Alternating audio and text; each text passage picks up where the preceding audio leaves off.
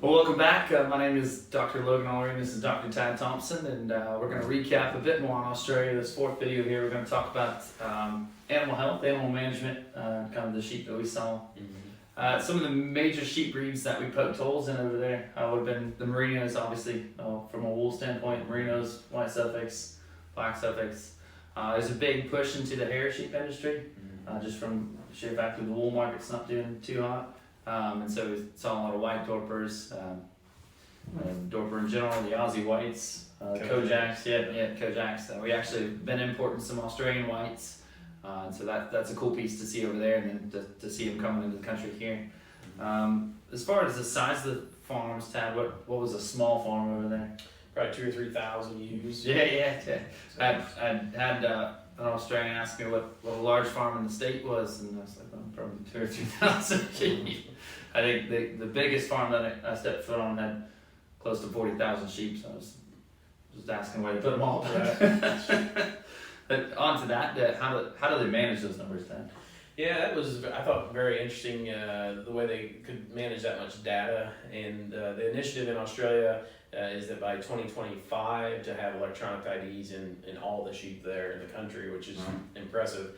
But that was a lot of everything they did was basically electronic ID and tracking data and being able to look at fiber diameters or birth weights or weaning weights and all those kind of things as well. So really quick, one of my first experiences day one on center was these folks were sorting their 400 or 500 ewes into their breeding group, and basically just had the automatic chute system set up and drafted 5 different directions for their breeding groups, and it was all computer driven off those electronic tags. So very impressive how they were able to do that.